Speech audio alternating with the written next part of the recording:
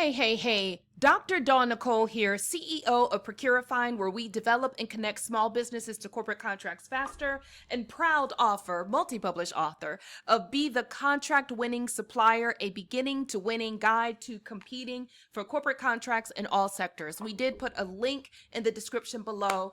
And today I'm going to make this video on why if you intend to show up and be taken seriously with competing for contracts, you need a team. You need a team, right? That's what I mean. You need a team. So let me just set this up like this, okay? We haven't even had this company for 2 years yet. So ProcuraFind is not even 2 years old yet, right? Let me just set this up. This is clearly not my first business, but this is the first time with this business model, ProcuraFind, right? Where we develop corporate connections, and then our whole goal is to make sure that our small businesses get introduced to our corporate partners in the first 90 days, but you got to do the work. Anyway, not here to talk about the business model as much as I am here to tell you this. As of January 2025, I had 0 employees. So I'm going to make this make sense. There was just Dawn Nicole as employee number 1 because I do pay myself because I'm an S Corp and I put in a lot of work, right? So I get paid. And then my husband, who is a CTO, also is on the payroll. That just makes sense. If you're not doing that, go talk with your tax advisor, right? So technically, I really didn't have any extended team. There was just me, and I was suffering, y'all. I was working early mornings, long nights, not enjoying vacations, no quality of life. And then something happened. Between January and now it is July, I have hired by 500%, right? 500%. So we now have a team of 5 people on our payroll. So I want to talk to you, and I want to talk to you because only we, y'all know who I'm talking about, right? Underrepresented businesses, minority-owned companies have this thing where we will not hire. And guess what? If you will not hire, you cannot create generational wealth.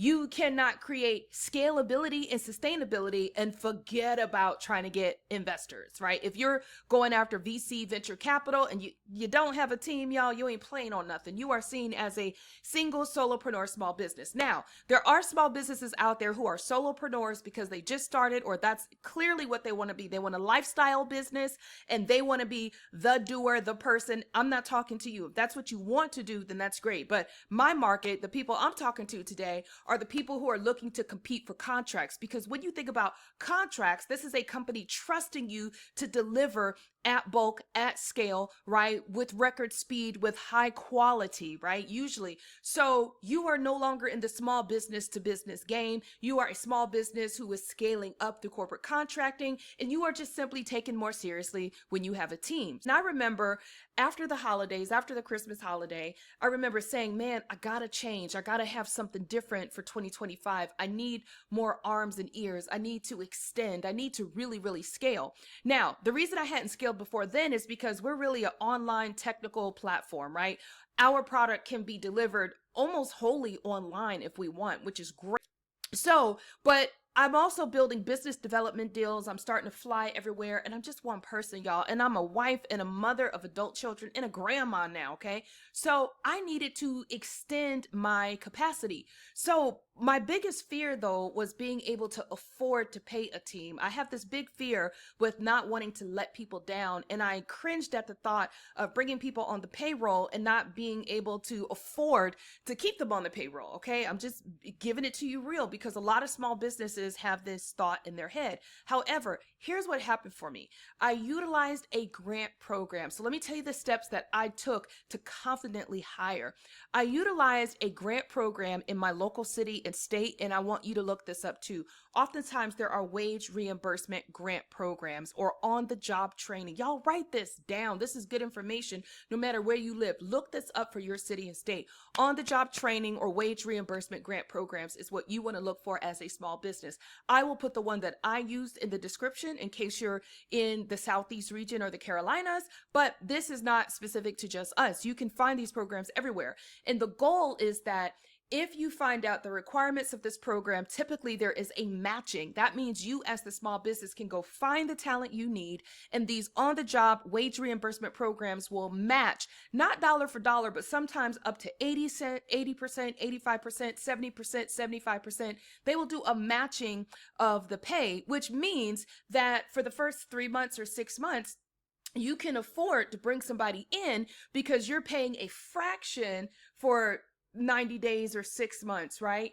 And this allows you to utilize the talent and get up to speed. And that's exactly what I did. So with the program that I used, we were even featured on the news here, actually, under Queen City Women in Business, our former name. But I brought on my first person as an executive assistant. And I'm going to do a separate video about delegation, because if you've been a small business who've been wearing all the hats for so long, then you probably struggle to delegate as well. But I brought in my first person as an executive assistant, brought her on board. She was awesome. She still is with us. She's awesome, you all. And for the first 3 months, I was able to afford to bring her on and to pay her. And what happens is you have to have enough capital, of course, to pay for their payroll, because you then get reimbursed 30 days later. So if you're unsure about capital and how to evaluate yourself, you want to be sure to check out this new book by me, yours truly, Dr. Dawn Nicole, Be the Contract-Winning Supplier, a beginning to winning guide on how to compete for contracts at the highest level. There's a link in the description.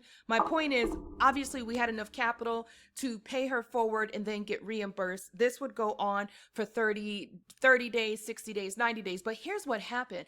The moment I brought her on, literally guys, the moment I brought her on, my sales started to skyrocket. Like they literally did. They started to skyrocket because all of a sudden you had this balance between the work she was taking off my plate, which freed me up to have more client development, business development conversations with potential corporations, right? Which is what I do. I befriend and invite corporations to be a vested partner into ProcuraFind so that they can do business with our small businesses. Anyway, so I literally started to see my return on investment almost immediately.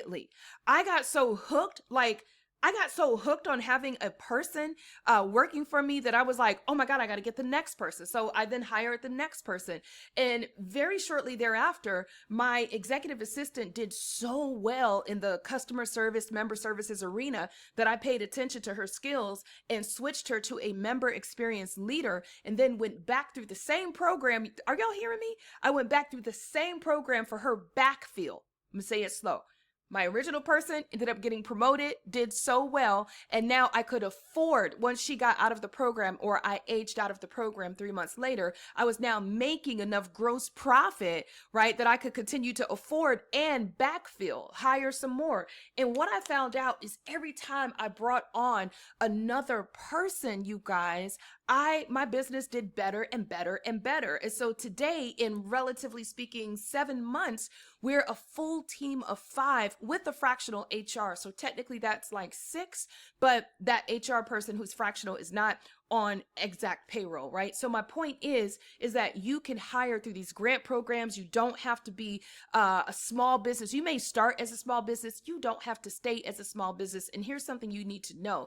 These companies will take you more seriously when they see that you've delegated, you're building out your team, you are coming to show up at scale. Because when they give you a contract, they're putting their trust, belief, and confidence in the fact that you can do it. And if you're a one-man show or a one-woman show, you're actually a risk. You're actually a risk, right? You have to get like key persons insurance, because like you're the key person, you're the doer, but you don't want to be the doer. Minority businesses, you want to do what the big boys do, what the other folks are doing, okay? Build your company for scale if that is what you want to do, and that's what I wanted to talk about today. So in conclusion, the more I hired, the more successful my business became. And here's the secret. I didn't hire everybody full-time. I have one full-time person and I have part-time people so that I can control and de-risk, right, my payroll situation. You can do the same. Think bigger. You can do this at scale. All right. I hope that this was helpful. If you like this type of video and content, be sure to like and subscribe, share this video with a friend, and be inspired, y'all. And get the book or become a member today at ProcuraFind.com, where we develop and connect small businesses just like you to corporate contracts faster. Take care. Signing off, Dr. Dawn Nicole. Bye.